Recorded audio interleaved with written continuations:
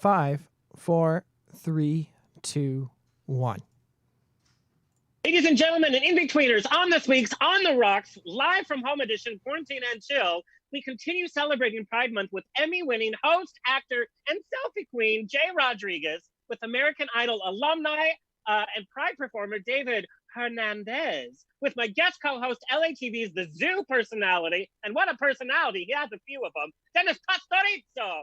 And yes, we got the Latinos here tonight. Ay, and me, your favorite host with the sassy mouth. So raise a glass and let the drinks begin.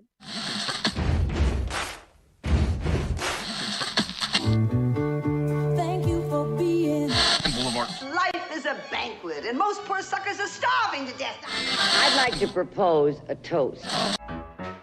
This is On the Rocks with Alexander, where I drink with your favorite celebrities as we talk about fashion, entertainment, pop culture, reality TV, and, well, that's about it. So pop a cork, lean back, and raise a glass to On the Rocks. Fasten your seatbelt. It's going to be a bumpy night.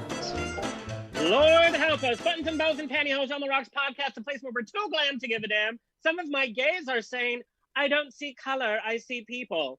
Bitch, you're not Helen Keller. You see color, and now's the time to support. And taking a shirtless selfie with BLM is not activism, okay? But, thanks. Today's show is brought to you by Just for Dot Fans, the top award-winning site connecting adult content creators and their fans. Sign up for free at justfor.fans. Kurt, do you have a pun for us today? Of course I have a pun for you. Oh, okay, I'd love to hear it. All right. If you're becoming a vegetarian, I think that's a big mistake.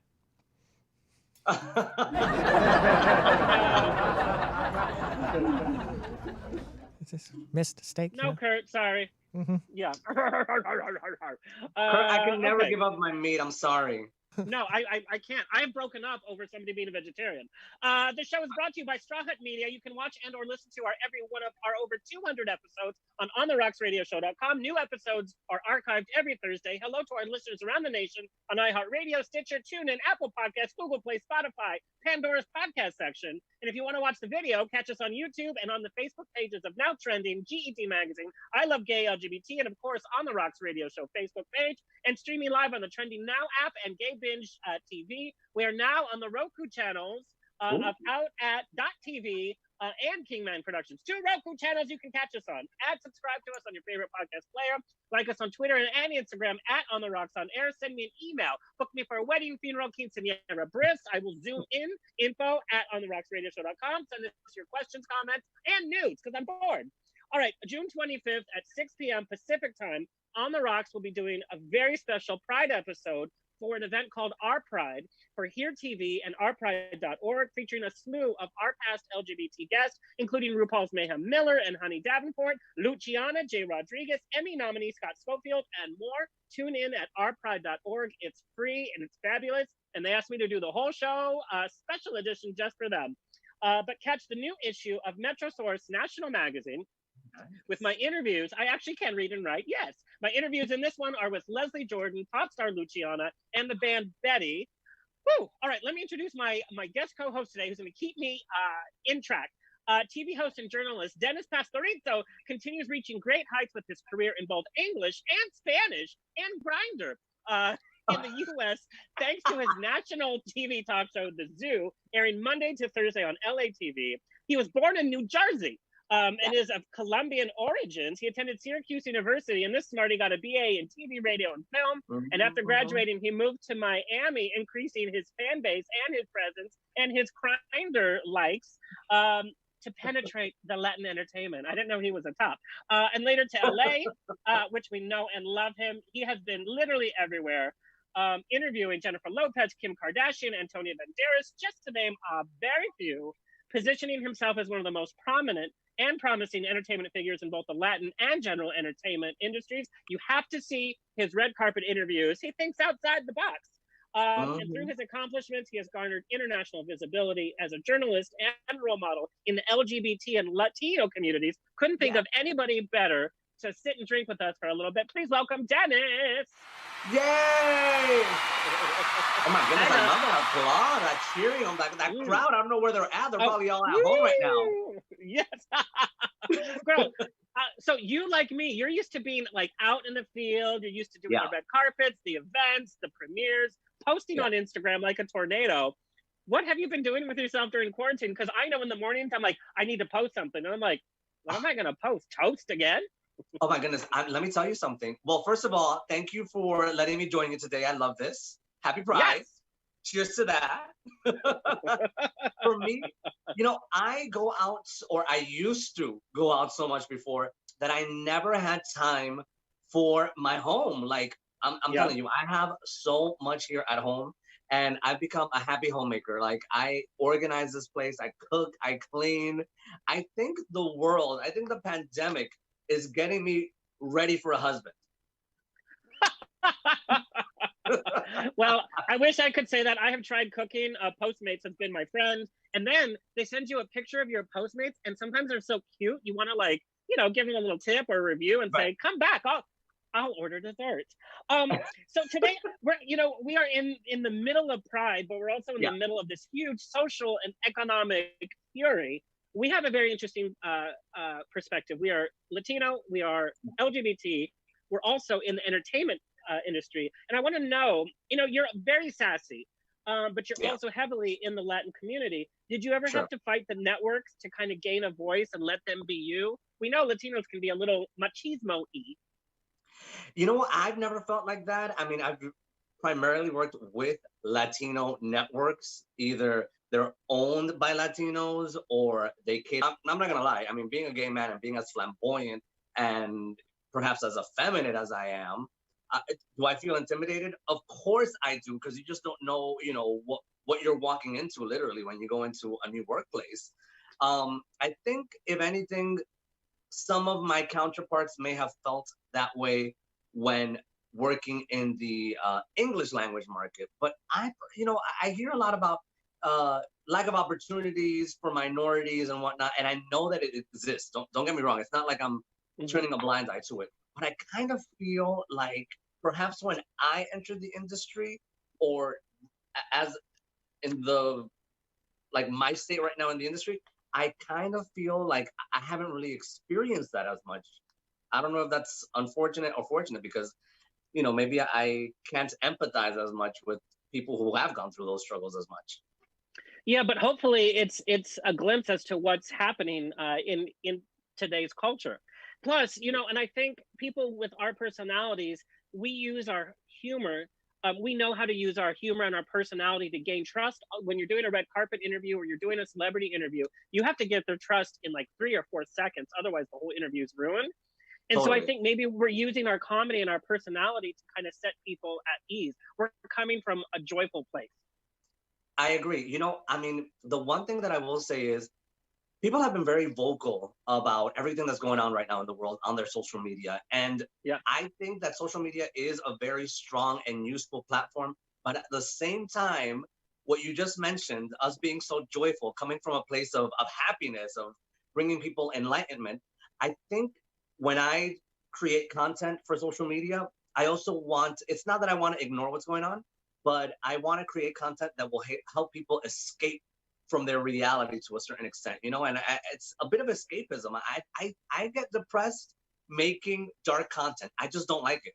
Yeah, I love that you said that, because I like to be positive, and I'm from a circle where a lot of us are saying the same thing. So if I can do something different, but then I was called racist for not posting certain things fast enough, or I didn't post it right, or I posted a funny something. I'm like, but we need to see how we can be an activist in our everyday life, not just for now, for this season, but for next week, when I'm back to cracking jokes on the show, I should still be able to mix that in. You don't have to be one way or the other. You can mix it in. Totally. I agree with you. I mean, and that was another thing too. Someone did mention to me, he was like, hey, like I haven't seen you post anything online about everything that's going on with, the Black Lives Matters protests and whatnot. And I'm just like, it's something, I'm very careful about, unless it's content that I've personally created, for me to voice my opinion on something so important right now. If I'm going to repost a meme or anything out there, I'm very careful about it because I don't know, maybe it's because I have a background in entertainment production and whatnot, but I'm just like, where is this coming from? What is the source of this? What is the motive behind it? Well, we have all of this to talk about. We're going to talk with our guests. So let's welcome our very first guest, Jay Rodriguez. You have seen this Emmy winner in the musical Rent, Xanadone in The Heights, Byron Seller, on TV in The Rookie, Grey's Anatomy, The Resident, Malibu Country, with my girl Reba, Netflix's Eastsiders, which just received 8 Emmy Award nominations, by the way. And of course, we know and love him as a Queer Eye OG with an upcoming role in HBO Max's Equal, which I didn't know until he told me, and now I'm so excited to see. Please welcome Jay Rodriguez. Hey, what's up? Hey, Thank you so much for having me. And because it is, on the Rocks with Alexander Rodriguez, I did prepare something that had rocks in it once, but shaken to perfection. Girl, that is a dirty martini. We're going to get a little dirty today. By the way, guys, I want to clarify, although this looks clear, this is tequila. It's not water, okay? I just don't have anything to mix it with. I like your style. Thank you. So, Jay, as your resume states for itself, there are so many different things that you do. Host, actor, singer, selfie queen, activist. Is it hard as a performer to know like what to focus on next? You know, there's passion, and then there's paying the bills, and then there's knowing what's going to be hot next and what role to take or not. I don't know why How do when you focus? Yeah, I mean, I just love that you just said paying the bills, and I don't know why that instinctually just like made my stomach sick, because I think that's the hardest part to navigate, and that's the thing we least talk about, right? And I feel like during this time, during COVID, you know, there's many of us. I consider myself a gig employee. You know, I yes, of course, I rose to fame with Queer Eye, but it's not a show that paid me residuals or anything. So any success that show had financially directly was given to the producers and not to talent. So, unlike Rent, the people who originated the workshop of Rent and did the Broadway show get a point for the show. So every time something Rent related is sold, that's not our journey. So I've always had a level of shame around the fact that, I didn't leave Queer Eye in the same financial space that the other boys did when we were celebrating queer white men or queer white cisgender folks in the early 2000s with the queer explosion. It was mostly that. And so it's been tricky because navigating being a human who has to work, and all my work is around people, while also then really wanting to dig deep. And now suddenly there's a social awakening to the advocacy issues I've been talking about for a long ass time. It's tricky because I'm not like the best on social media in terms of like knowing the poses or like whatever. Like I don't have a TikTok yet. Like I'm not even in that space. And so I would encourage people, because I know a lot of people are like, I'm so scared to say something. I'm like, it's okay right now to just shh. And Thank you. And learn. And if you're gonna speak, always preface with, as I try to advocate, I may make mistakes, and I might step in it and know that I'm coming to this openly and I want to learn. And so some of the biggest things I always consider are just like, if I'm going to post something, I post from a place of honesty and humility, especially when I talk about causes as an ally, Was it weird for you to see the reboot of Queer Eye being like, those bitches are getting everything? That is such a great question. The only thing that I think I really felt weird about, I never felt, look, so here, wait, hold on. Let's all do it. Yeah, let's all take a sip. The truth shall set you free. Yes. So the Queer Eye producers called me, and they never call me. I've never really hung out with them like socially or anything. So like, and we live in LA together, and I get that. But they called me out of the blue, and it was like during the holidays, and I'm usually in Puerto Vallarta workshopping my cabaret show because the holidays are normally a dead time for Hollywood, and it's how I make my money, and then that takes me through pilot season. And so they called me and they were like, hey, we've got some exciting news. And I heard they were on speaker. So I ran outside and I was like, what is it? And I'm holding my phone and they're like, we're bringing Queer Eye back. And Alex, Dennis, every Puerto Rican, Italian, New Yorker part of me, literally, like they didn't even breathe. They didn't take a breath. I created one. And I was like, oh my God, that's so great. Because honestly, I just feel like now in my 30s, I have like so much more to offer. Like, jump in. And they were like, with a brand new exciting cast. And I was like, yeah, that's definitely what it should. And I was so butthurt for like a couple days. And I remember talking to my team, like my reps and everything, and they were like, do you know, can you reflect back to when we first started working to getting the world to remember you as a performer, and you had so many obstacles. Queer Eye didn't open doors for me as an actor, it closed them. And I had to work twice as hard and be twice as good just to even get in rooms. Now it's not like that. But the show didn't uplift my career the way it did for my brothers. So when I saw the new Queer Eye, of course I want to be, and then when I heard it was happening, then when I saw it, it felt so organically theirs that no part of me felt like it was mine. In fact, it was the first time I ever saw Queer Eye and got what other people felt from it.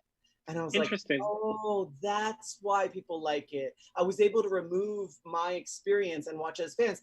And furthermore, my successor, Karama Brown, could not be a nicer human and like reached out to me. And we've had so many great chats, and I just love where he was able to take the role due to whatever guidance he was given. A lot of things he's done, I was not allowed to do back in the day.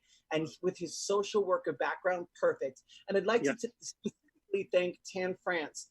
They were at an award show where Queer Eye was being nominated. And as per usual, in that space, they won. I think the producers were speaking. They allowed the cast to say something. And I think maybe for a hot second, but Tan grabbed the mic as the music was playing. He was like, and we'd like to thank the original Fab Five. We wouldn't be here without you. Yes. And that's what because TV. But do you know that was the first time that had happened? Good. Well, I'm glad it happened.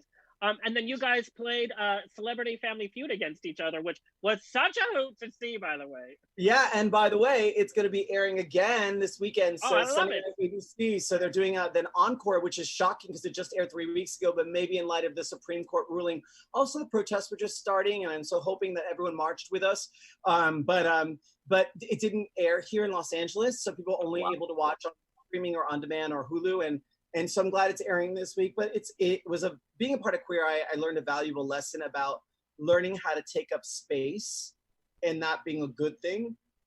I receded season 1 because I was from the acting world. You don't upstage one another.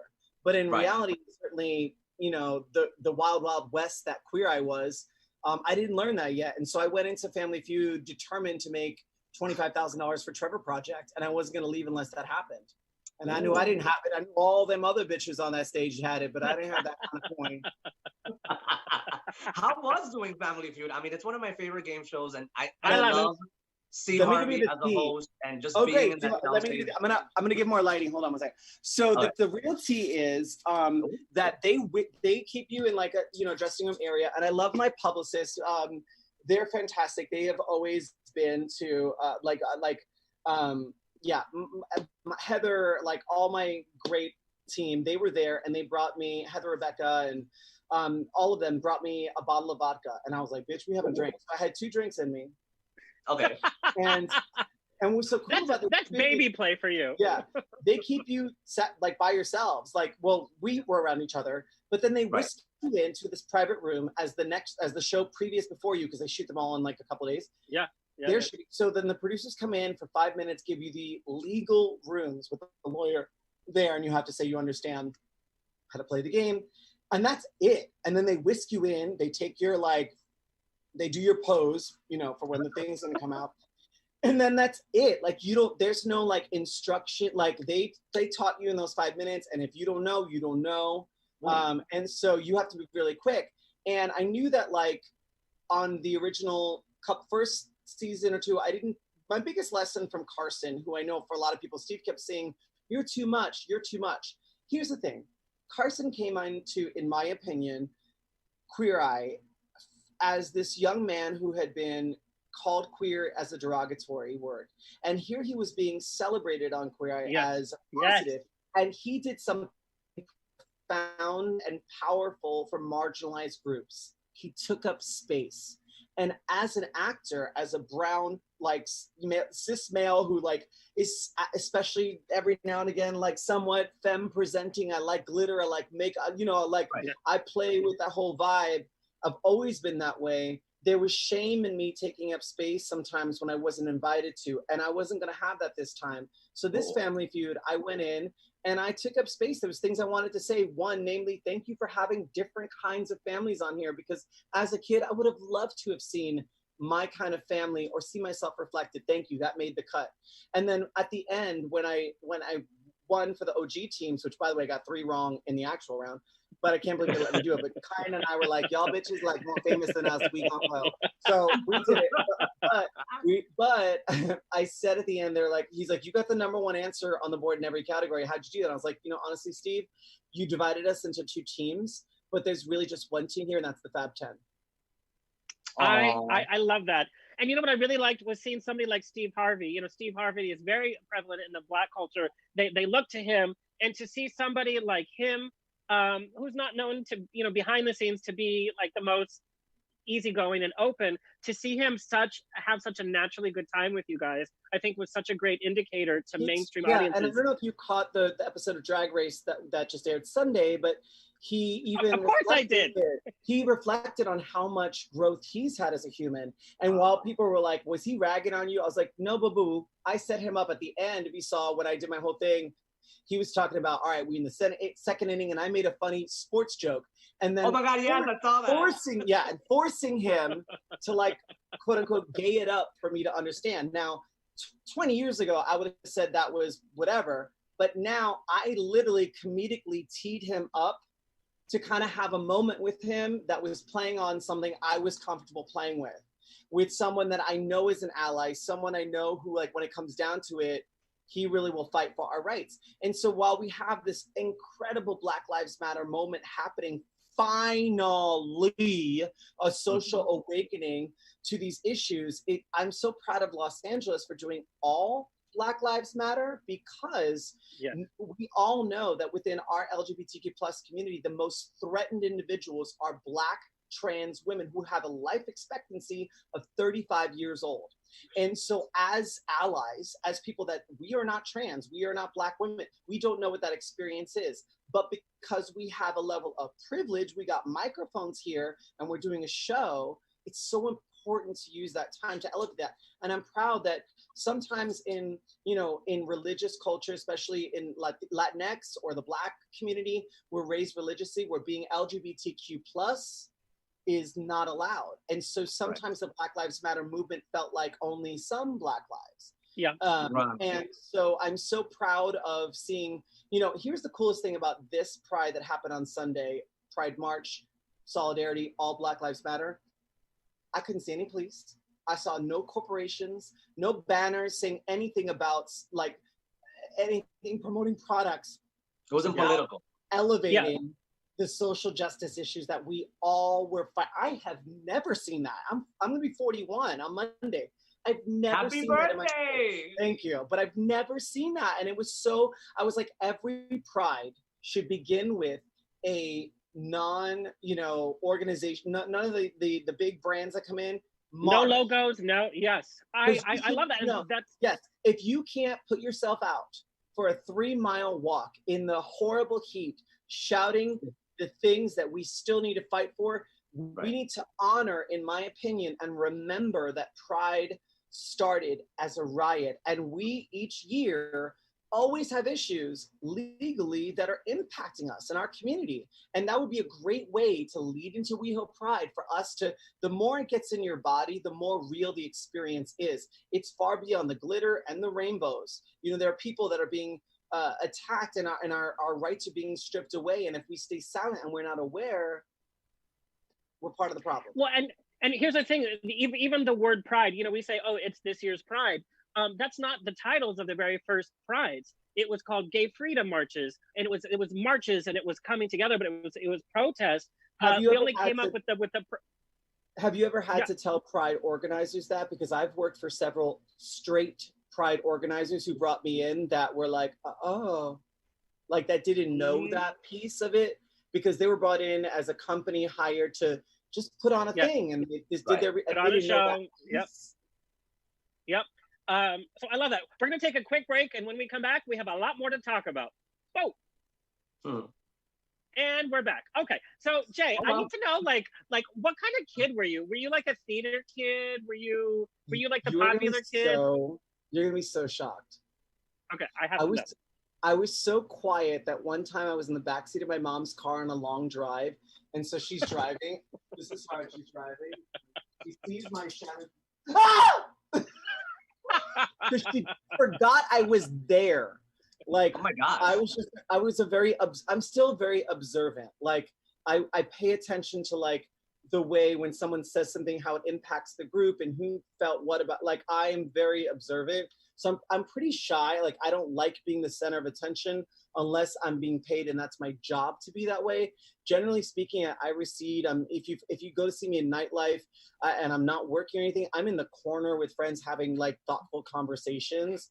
That's kind of like where I'm at. And sometimes just being sassy and having a good time, which is okay as an activist. It's okay to take your time off too. Well, you know me, Alex. I mean, you've seen me out and about. Like, I think when you get parodied on SNL, like I was by Elijah Wood when he was on Lord of the Rings, he was the big star, and like, I've been ripped on and ragged and like dragged in the old school days so much.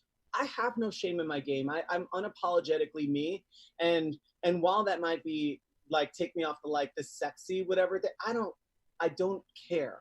So for me, it's like really just about like keeping our queer spaces as safe spaces for people of all expressions. And did that bother you when you were like being, I guess, parodied on SNL or whatnot? Or yeah, or did you just find it funny?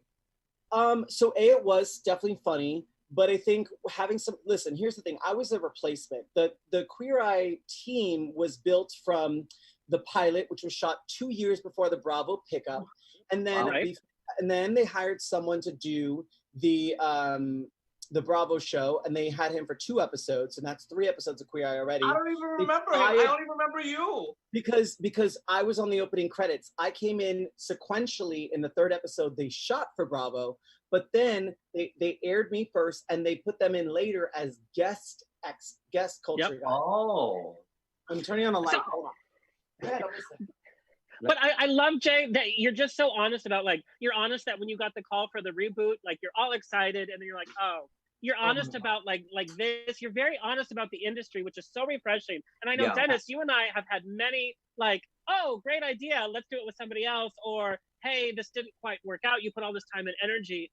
And to be so honest about how the industry really works and how excited we get and how disappointed we get. You know, these are the ups and downs that we deal with. You know, Jay, people look at you and like, oh, you know, Jay, he's everywhere.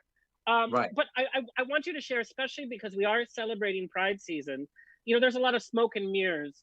And what we've discovered during quarantine is some people are having a really bad time mentally because they're isolated and they're depressed, but they're still posting their stuff on social media. And Jay, you shared a story with me about coming out and about your relationship with your mom that I would never in a million years have thought, because I see the joyful Jay Rodriguez, I see the successful Jay Rodriguez, but every gay person out there does have parts of their lives that shows us that we have not finished our journey on equality. And I was hoping you could share your coming out story. Yeah, so I didn't really know what gay could be because I grew up in, I was a teenager in the 90s and the internet was new, shocker. We didn't have iPhones, and like even the idea of, I don't even think there were laptops there might have been laptops in the 90s, but like they were like super bulky. Yeah. Yeah. A home computer was like for like lo gente rico, like it was for rich people, you know what I mean? And also, you just said I was everywhere. And by the way, my grandmother, when Queer Eye first started and she was still alive, she was like, I was like, hi, how are you? And she's like, I'm good. Oye, tú estás como arroz blanco. And I was like, what? She's like, you're like white rice, you're everywhere. So no, but for me, my coming out story was interesting. My mom had me young, and then she moved back in with her mother who got remarried. So in many ways, my grandmother and my mother's stepfather raised me as like my mother's brother, basically. And when I was 12, my mom was like, okay, this is ridiculous. We're sharing a bedroom. Like, you're now becoming a young man. We need to get our own place. Right. You need your own bedroom. And with that came her kind of making amends with her sort of 20-year-old, 20-somethings party lifestyle and trying to like clean up her act to be a mom. And so religion came into the mix and she found Jesus. I don't know where he was hiding, but it was somewhere good because it took her 12 years to get him. So in a Latin community, there's a Jesus on every street. What are you talking about? I mean, pero like, so Hopefully there's you too. right. So she becomes super evangelical and it started really going to like, you know, evangelical churches where like on the weekends when kids were having sleepovers, I was having prayer brunches, like holding people down as my mom like cast demons out of them. That's how deep that went. And then after that wore off for a couple of years, when I was about 15, my mom went to more of a mega church where it was like cool and like the music sounded like the radio but it was like Christian, and that's where we landed. And in the middle of that, my aunt, when I was 16, came out that she had full-blown AIDS and she was dying. Her and one of her two sons, my cousin, and my mom and I became the primary caretakers. And again, this is the 1996. 2 years later, I get Rent. I've never kissed a boy. I've never done anything with a boy. I didn't even know how this could possibly work. And it certainly wouldn't be where poop comes out. I thought that was a cruel joke.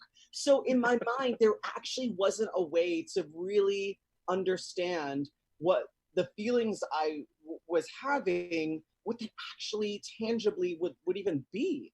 So I just remember like getting the role of Angel and telling my mom about it and gonna leave home. And I remember her saying to me, like, I was defending the character. And Dennis, in my defense of the character, she looked at me and she was like, so what, you like that now? And I remember because I didn't know. So I literally remember saying, I don't know what I'm like. And her last words to me were, I don't want that sickness in my house. You gotta go. And I will never forget that because it's like, it is the opposite of how people saw me when I got Queer Eye. And, you know, 9/11 was like the next time I heard from her and she was like, hi, heard what happened in the city, end times, repent or die, bye. And like, those are the messagings. And so is the relationship with your mother better now? No. I mean, is there communication there at all or none? No, we try. Like during Queer, I was so embarrassed that I had that dynamic and no one else did, that I paraded her around. She loved it. Went from like, pray for my son, he's a drag queen on Broadway, to the world seeing Queer Eye at her church and being like, oh my God, we saw your son, we love it. And then she went, well, yeah, you know me, I taught him everything he knows. So it went from like shame-based from religion to like, well, society accept and I'm going to take some ownership of that. Right. And it was a real struggle for me and I was embarrassed. So I brought her around. And even recently I was talking to Alex about this, that I just did The Rookie with Nathan Fillion and he posted a picture of his parents and they were so cute. And I was like, oh my God, your parents, blah, blah. And he's like, oh my God, your parents must be so proud. And I was like, this was January. And I was so like embarrassed to give the full story that I was like, yeah, they are. But I know I represent millions of LGBTQ plus people all over the world who have similar stories, who feel shame about it, who maybe just don't talk about it or never even came out, you know? Right. Well, and there's that danger not being relatives that... Go ahead, Alex.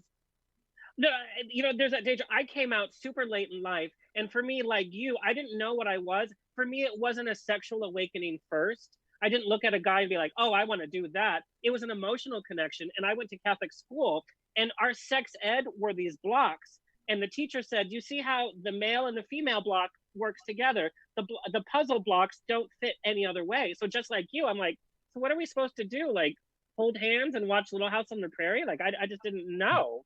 And there was this shame because I didn't know. And then you get into this sexual revolution. I can't even imagine being in the cast of Rent. We know backstage at any show, you know, the guys are flirting with the guys. There's a lot of sexual stuff happening. There's cast parties. And there's this like sexual revolution I experienced when I started doing professional shows. And not knowing about gay sex, not knowing even how to describe it, not knowing that people had one night stands. I had my heart broken every other day because I didn't know that this was the culture. It's so damaging. Yeah, it was. And that's why I feel like, you know, when we talk about sex ed, are we really talking about it for the safety of the entire classroom and these sexual experiences that they may encounter? Or are we selecting just a handful of people who will now be protected due to some limited knowledge they're getting? And I think, especially with the internet, they've already seen and or heard things probably not in the best way prior to this conversation. And so for me, it's like reflecting back, I wish I would have had better access or better, you know, mentors at that time. But, you know, Rent gave that to me and I learned slowly. And And now I'm the homosexual you see before you today. And we're proud of you, honey. We let's are proud get of to you, that. and I really appreciate you sharing that story because it is not. I can imagine it's not easy. I've been blessed with a mom who took me to the first gay bar, and you know, but there's this hurt that's out there, and you never know who from your community, from your friend to a stranger at a bar, is hurting from this. You know, Alex, I think it's part of my hustle though, because not knowing my entire adult career, I never had a safety net to fall back on. That unlike other people, I couldn't be like, if I screw up, like at least I can go back home. That's never been an option. So it pushes you forward to just always try to stay on top of things. How many people found out you were gay from your family when you were on Queer Eye? Like, was it a significant amount, or was it just some? So Rent was shameful. Like the fact that I was playing a drag queen to them meant I was considering transitioning, or they didn't have access to it because they didn't see it. Yeah. So the talk amongst the Rodriguezes, outside of my cousin Jackie, who was like my ride or die, we're 3 weeks apart. We were just talking just before I jumped on with you guys. There really wasn't that, and you know, that support. And now I think Queer Eye kind of was the great equalizer. Like the world was like, they're gay, we like it, it's cool now. And so I think they shifted their ideas around it via the filter of me. But I was not that close with the outside family, but like I have an aunt and uncle. I'm named after my Uncle Jay, and my Uncle Jay and my Aunt Bunny are like, they've come to every single thing. They watch every show. It's almost like they've given me that parental, we're so proud of you, that as a performer, like, you know, you just want your family to be proud of you. And I think I've really gotten it from, I would say, my aunt, Uncle Jay, my Aunt Frances, and my cousin Jackie. That's about it. That's wonderful. Well, it's so, you know, it's so tragic playing a role like Angel, just categorizing that character as a drag queen. That character is so complex. And that show is part of Broadway history. It kind of changed the way about how vocal we could be about what was really happening in society. Musicals like Hair did that way back, you know, way back when. But this is such a monumental musical and such a monumental character to be able to play. And the focus was just dismissed as, oh, a drag queen. You should have seen the way I introduced her to it too. It was like, she was like, play me one, I want to hear one of the songs from the show. And I played her like Seasons because it sounded like a gospel song. And then she's like, yeah, but I want to hear one of your solo songs. So then I play her Today for You. And in the middle of it, she's like, stop kidding around. Sounds like a girl. And I was like, oh, it's a guy in a dress. Wait, what? Like, well, sometimes he dresses up. Wait, like Halloween? Well, yeah, like kind of. Wait a minute. Is he gay? Like it was a whole boop, boop, boop. And then you know how it goes when you're young and like your heart's racing. That sound leaves the room and you're like, oh my God, yeah. Oh, this Akita Evita. Yeah. I wanted to ask you guys about something. One of my friends was talking about LGBT and the Black Lives Movement. And, you know, I was just saying, I'm so angry at everything that's going on. And I get angry every time I'm on social media. I get angry every time I hear the president speak. And they're like, well, why aren't you angry about West Hollywood? And I'm like, well, what are you talking about? Obviously, we're inclusive and we're all for equality. And he said, well, look at West Hollywood. Look at how many Black promoters there are, how many Black bartenders, how many Black go-go boys. And I had never, ever thought about that because I was kind of like, well, I have Black friends in my circle. Like, there's nothing going on. We're all inclusive. Not the case. So then he took it even further. He said, there shouldn't be a hip hop night. There shouldn't be a Latino night or a Latin night. What do you guys think about that? Because I think, so we're going to take that away now? Let me say mine first because it might be controversial and I don't want to fuck Dennis up. No, but I want to have this kind of conversation. Yeah. Yeah. So here's my thing. I've been working in nightlife for about 20 years. And it has always been sometimes nights that I hosted when they were like, we're going to use a generic stock image of a white guy because we don't want people to think it's Latin night. All the time. That's happened to me so many times. And yes. And if you look at, we live in Los Angeles, there's a handful of party promoters or philanthropic pool party throwers who are cisgender white rich men who make their money off charity events. And if you look at the panorama of their pool parties, you'd be hard pressed to find people of color. And there's one type of body that gets invited.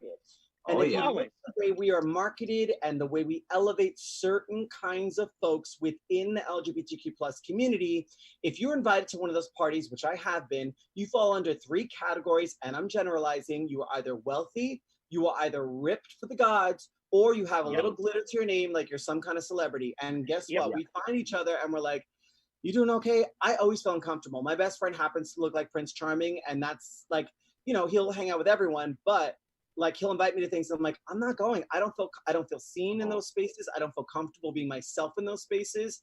And I just have learned over time that there is this weird hierarchy that the queer community pushes out, whether we're reflecting back to our Abercrombie and Fitch days in the early 2000s, where if you didn't look like that, you weren't worth stuff. Right. Aussie Bomb, you name it. And so when you talk about the queer nightlife scene, it is really, really, truly so tribal. Because when I moved here, one of the first compliments someone gave me was at Here Lounge. I remember dancing, and I was a cute white guy dancing, and he was like, "You're really hot for a Latin guy." And I will remember that to the day. I will always remember that. And I'm like, I get it. Like at moments I'm white. Who says that? And I know that people feel like it's a conversation about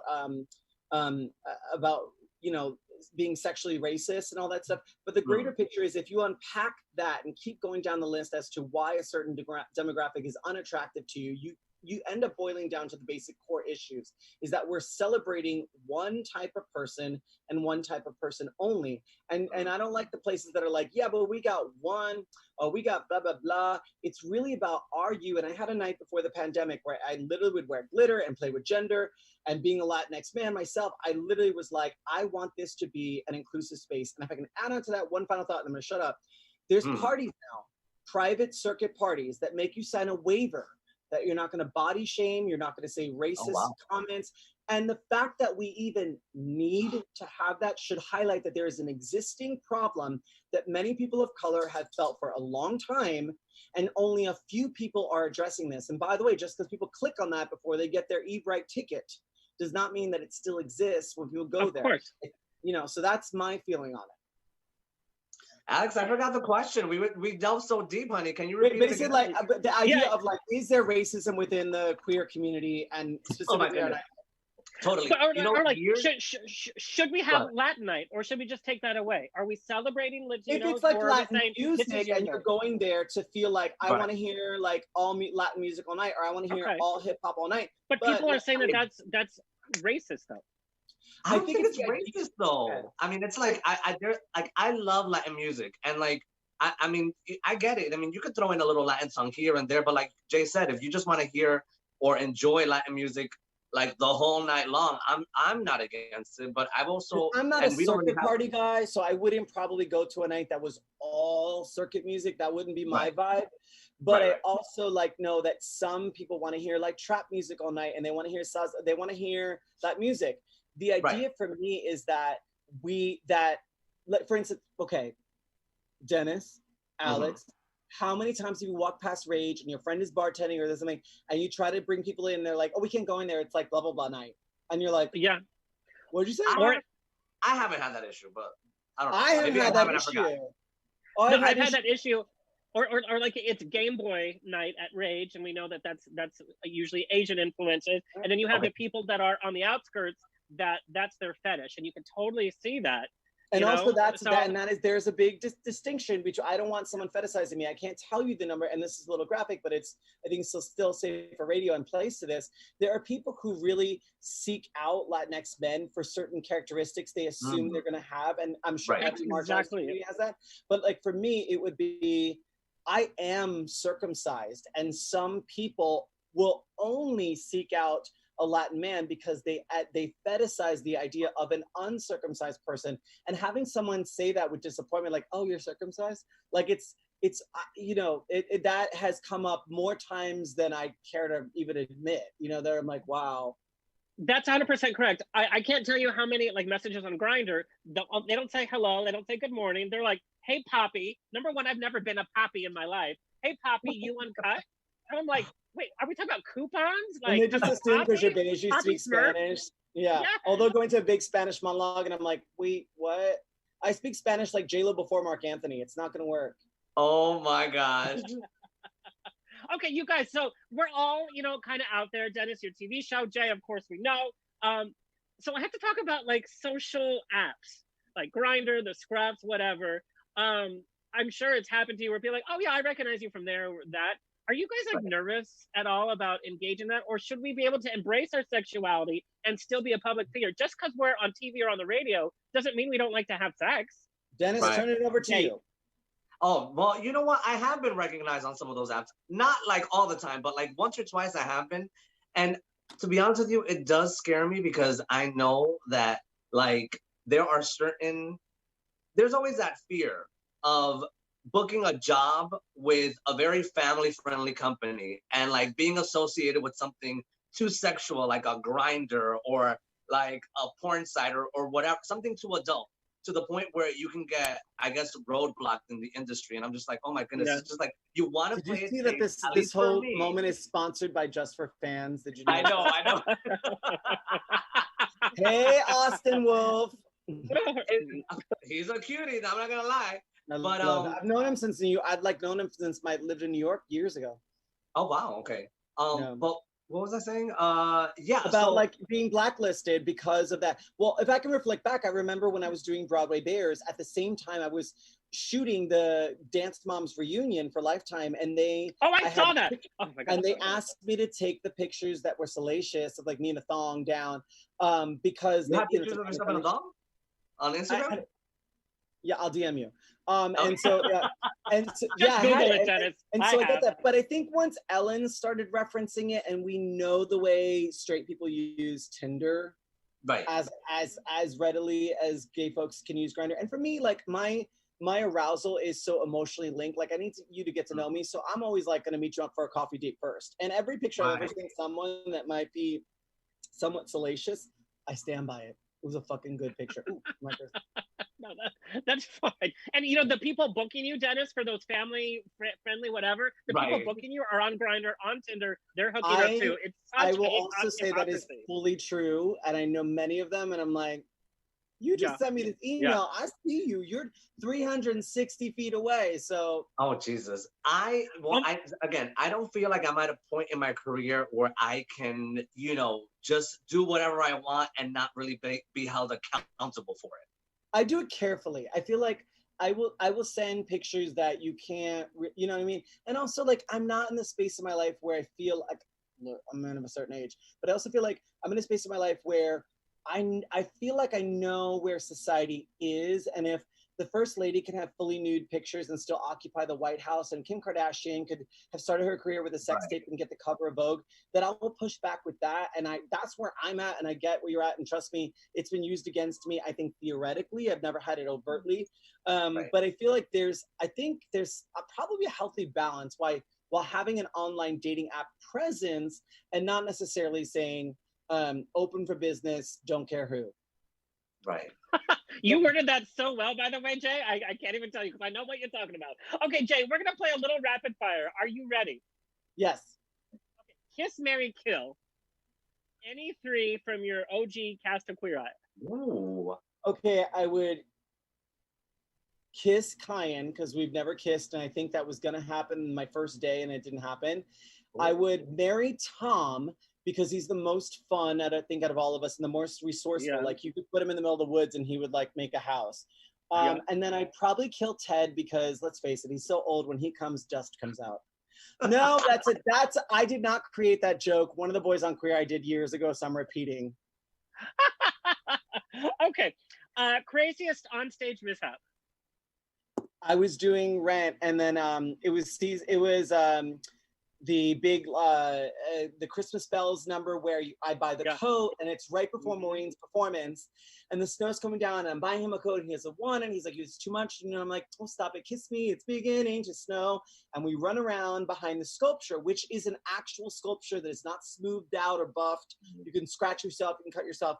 And the sculpture, as I turned the corner, caught onto my wig, but my wig cap was so tight, I didn't know. So I went backstage, and everyone's like, where's your wig? And I was like, my what? Oh my God, where's my wig? And we had no idea. Like, we're looking around, and then they saw it on stage, and Mike Collins crawled out, grabbed it, and I was like, it also fell off during it's commonly known to fall off during I'll Cover You, the I'll Cover You duet, because you partner dance, and one of the moves is his arm over yours. And that was short. Twice went like, boop, and like, And then you got the homeless people over here who like are like, do I hold it? I was like, bitch, keep it. And I like took my wig cap off, shook my hair, and finished my number. Yeah.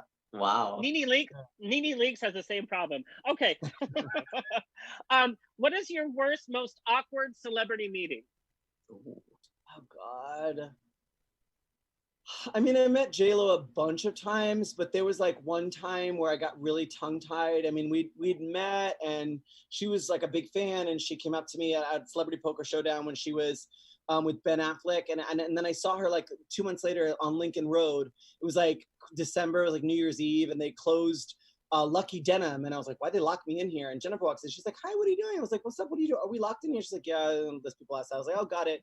And I got so tongue-tied. She was like, what are y'all doing tonight? I was like, we're supposed to host some party, but I don't know, it seems like it's gonna be like super ratchet, like, and not whatever. And she's like, well, maybe I'll come through. And I remember like an asshole being like, no, don't, like, it's gonna be so weird and whatever. And I'm now in hindsight, I'm like, you should have just been like, yeah, let's have fun.